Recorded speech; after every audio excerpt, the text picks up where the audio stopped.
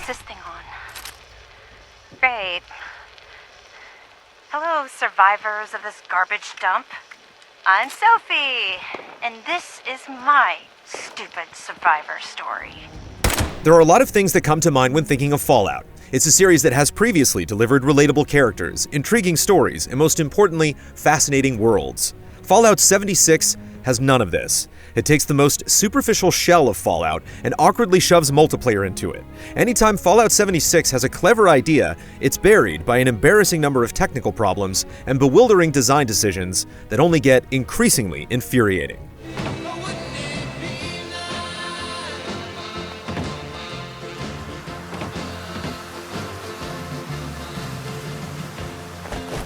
Fallout 76 desperately lacks a reason to keep playing, and although it has many problems, insufficient motivation to trudge on is easily the worst among them. The story is told almost entirely through audio recordings, written notes, and computer terminals. Much of the time, the information is used to provide insight into what happened to a particular location, person, or group before a terrible event happened. It's an idea that has worked wonderfully in past games in which uncovering the tragedy, horror, and aftermath of the nuclear apocalypse was gripping because of how imaginatively twisted things could get. Fallout 76 feels sorely lacking in ideas by comparison. The main story is so divided that at best, you're only given tiny pieces at a time. Audio logs can drone on, and they rarely say much of any value. They even have an automated system to teach people about treating water, food, survival.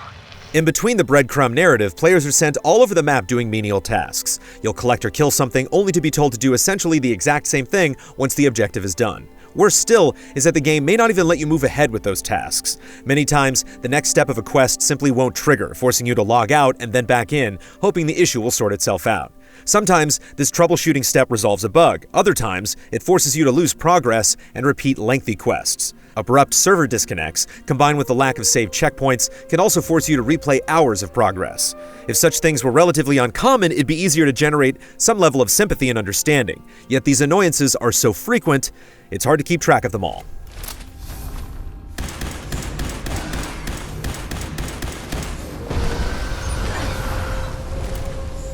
With a lack of characters to interact with and decisions to make, there's an even greater emphasis on combat, and it's an emphasis that Fallout 76 cannot support. Real-time combat in Fallout has long been awkward, but that awkwardness is partially mitigated by the ability to slow down or stop time with VATS targeting, providing a greater deal of control over the action. Since Fallout 76 is an online game, VATS also happens in real time and feels just as awkward as everything else. It's not that VATS is worthless, the system can be far more efficient than dealing with the imprecise melee combat or shooting, but even at its best, you're just fumbling through encounters.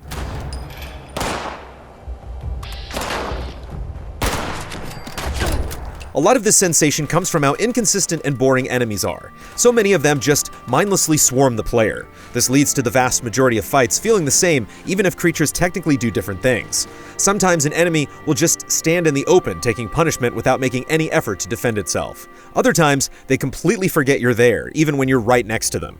AI isn't flawless in any game, but it's usually functional. In Fallout 76, it's hard to find any sort of rhythm because fights are just so clunky and glaringly busted. There are constant survival elements that need tending to, like dealing with hunger, thirst, and radiation poisoning. However, all of these can usually be easily addressed.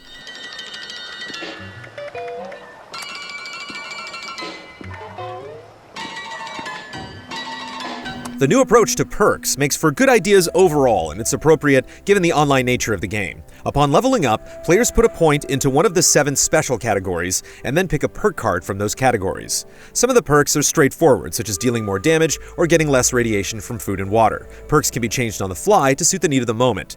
The system as a whole is very intuitive, which is especially welcome in a game where you can't pause. Yet even one of the game's better aspects is undercut with its own bit of frustration. Every so often you'll acquire a perk card pack that contains a random assortment of cards. It can be great to get cards you're interested in, but it's irritating receiving entire packs of cards you don't have any use for. This is even more frustrating at higher levels since progress gets slower and therefore packs come far less frequently. What is meant to be an ongoing carrot on a stick lacks the consistent usefulness to be genuinely exciting. Why are you looking at me like you want something? Your reward is the knowledge you've gained from me. Congratulations! Personal movable camps may be the best idea implemented within Fallout 76. Every player has their own unique base of operations. In that base, you can build vital things such as a stash to put excess items, a bed for recovering health, and a variety of necessary crafting stations. Along with the basics, you can spruce up the place with decorations or construct an elaborate base with whatever setup you choose. Actually placing and building things is relatively simple. If you're not the type of person with grand designs, plopping down the essentials takes almost no effort. The area you're given to build is fairly small though, so if you like to get creative, you may feel a bit limited.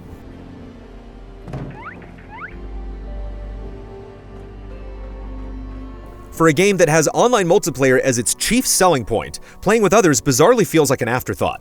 Instead of Fallout 76 using multiplayer to create something truly new, it really does amount to little more than Fallout 4 with other people jammed into it.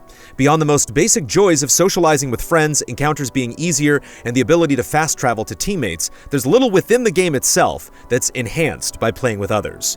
There are public events meant to encourage engagement between players on a server, but much like quests, these events are dreadfully bland. Expect to kill waves of enemies, run from point to point, or defend an area. It's not that these concepts are inherently bad or that other games don't rely on them. It's just that Fallout 76 so very rarely has moments that feel special. The game seems content with only using the most basic ideas, and the moment-to-moment gameplay is far too cumbersome to make up for it. Problem is, my memory's a little fuzzy. Kids will do that to you. After reaching level 5, you can choose to engage with other players in PvP, doing only minimal damage unless they fire back. If they do, normal damage is applied. There's little reason in bothering with it since the rewards are just a bit of cash and some junk for crafting. Plus, the defeated player can respawn and get to where they died so quickly that there's zero satisfaction of taking them down in the first place. Without a strong drive to engage in PvP, it ends up fading into the background almost immediately. It's just another aspect that doesn't have the support or depth to carry any interest. It's time once again to put aside all you think you know, all you believe to be true. Time to open your mind to the strange, bizarre, and sometimes terrifying world that exists in the shadows and fringes of our own. Fallout 76 is a game where you keep hoping that things will get better if you stay patient and play just a bit further. Such a moment never arrives, and with more time, it only becomes more obvious just how broken it is. When something goes wrong, you're not quite clear if it's your fault or the game's because of how many issues you run into. Any game releasing in this state is unacceptable, but the problems go well beyond the technical ones. When this hollow game is not actively breaking, it feels as though it's barely hanging on to a concept that doesn't seem in any way remarkable, even in the best circumstances. Bye, suckers. Love always, Sophie.